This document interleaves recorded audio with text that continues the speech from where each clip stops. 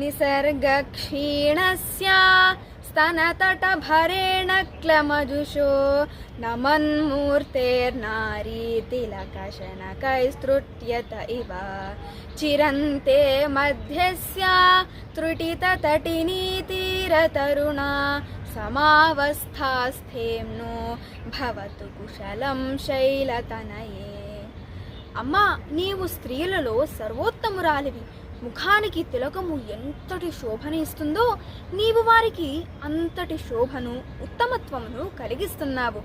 హిమగిరి పుత్రిక, జగజ్జనని, నీ నడుముని ఏమని వర్ణిస్తాను? సహజంగానే సన్ననిది.